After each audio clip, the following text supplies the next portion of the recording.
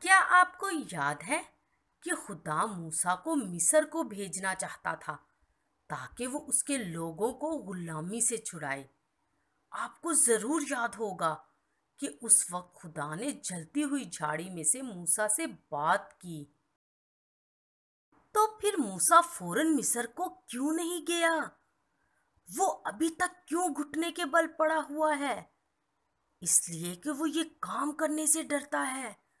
اس نے خدا سے کہا، اگر وہ لوگ میرا یقین نہ کریں اور میری بات نہ سنیں اور کہیں خداوند تجھے دکھائی نہیں دیا، تو پھر میں کیا کروں؟ خداوند نے موسیٰ سے کہا، یہ تیرے ہاتھ میں کیا ہے؟ اس نے جواب دیا، لاٹھی۔ پھر خداوند نے کہا، اسے زمین پر ڈال دے۔ اور موسیٰ کے ایسا کرنے سے اوہ، اچانک وہ لاٹھی سانپ بن گئی۔ پھر خداوند نے کہا، اسے دم سے پکڑ لے۔ اور جب موسیٰ نے اسے پکڑ لیا تو اس کے ہاتھ میں سانپ دوبارہ لاٹھی بن گیا۔ خداوند نے کہا، اس سے لوگ یقین کریں گے کہ ان کے باپ دادا کا خدا تجھے دکھائی دیا۔ پھر خداوند نے موسیٰ سے ایک اور بات کہی، تو اپنا ہاتھ اپنے سینے پر رکھ کر ڈھانک لے۔ موسیٰ نے حکم پر عمل کیا اور جب اس نے اپنا ہاتھ باہر نکالا تو وہ ایک خطرناک بیماری سے بالکل سفید ہو گیا تھا۔ پھر خداوند نے کہا، اسے دوبارہ سینے پر رکھ کر ڈھانک لے۔ موسیٰ نے دوبارہ اپنا ہاتھ ڈھانک لیا اور اس بار جب باہر نکالا تو اس کا ہاتھ بالکل ٹھیک ہو چکا تھا۔ خداوند نے اسے بتایا کہ اگر پہلا معجزہ دیکھ کر لوگ یقین نہیں کرتے تو وہ دوسرے معجزے کے سبب سے ضرور یقین کریں گے۔ خداوند نے اپنی بات جاری رکھتے ہوئے کہا، لیکن اگر وہ ان دو معجزوں کے سبب سے بھی تیرا یقین نہ کریں اور تیری بات نہ سنیں تو دریا میں سے کچھ پانی لے کر خشک زمین پر چھڑک دے اور پانی خون بن جائے گا۔ اگرچہ خداوند نے موسیٰ پر اپنی بڑی قدرت ظاہر کر دی تھی تو بھی موسیٰ ابھی تک مصر کو جانے سے ڈر رہا تھا۔ وہ خداوند کا حکم ماننا نہیں چاہتا تھا۔ اس نے کہا، اے خداوند، اپنے بندے کو معاف کرے۔ میں صحیح طرح سے بول نہیں سکتا بلکہ رک رک کر بولتا ہوں۔ لیکن خداوند نے جواب دیا، آدمی کا منہ کس نے بنایا ہے؟ کیا میں نے ہی جو خداوند ہوں یہ نہیں کیا؟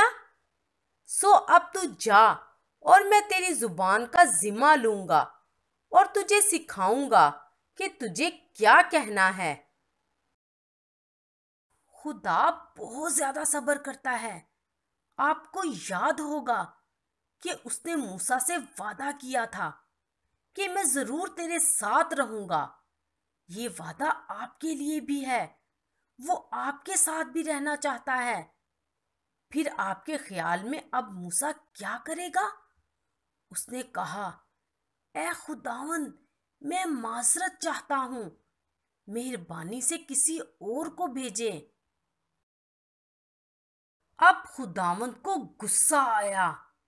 وہ نہیں چاہتا کہ ہم اس کی نافرمانی کریں، لیکن پھر بھی اس نے موسیٰ پر رحم کیا اور کہا، میں تیرے بھائی ہارون کو تیرے ساتھ بھیج رہا ہوں، وہ تیری مدد کرے گا، لیکن اب تجھے ضرور جانا ہوگا۔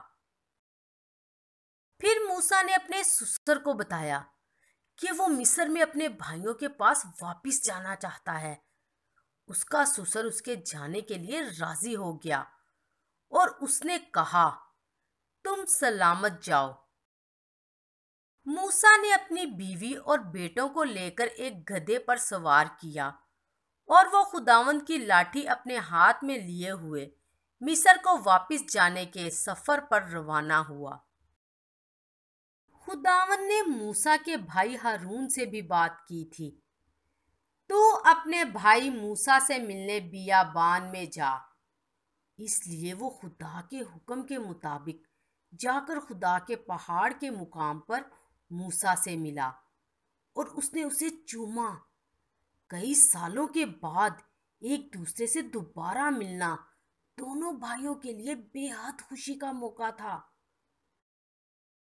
راستے میں موسیٰ نے ہارون کو خدا کی ساری باتیں سنائیں اور ان معجزوں کے بارے میں بھی بتایا جو خداوند نے لوگوں کے سامنے کرنے کے لیے اسے دکھائے تھے۔ یوں موسیٰ اور ہارون اکٹھے مصر کو واپس گئے۔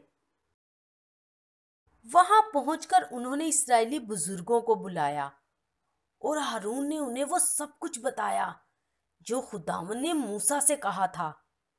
جب انہوں نے لوگوں کے سامنے وہ معجزے کر کے دکھائے تو انہوں نے ان کی باتوں کا یقین کیا، اور جب انہوں نے سنا کہ خداوند ان کی فکر کرتا رہا اور اس نے ان کی تکلیف دیکھ لی ہے، تو انہوں نے خداوند کے حضور جھک کر اس کی پرستش کی۔ ہمیں بھی خدا کی پرستش کرنی چاہیے کیونکہ وہ ہمارے لیے سب کچھ کرتا ہے۔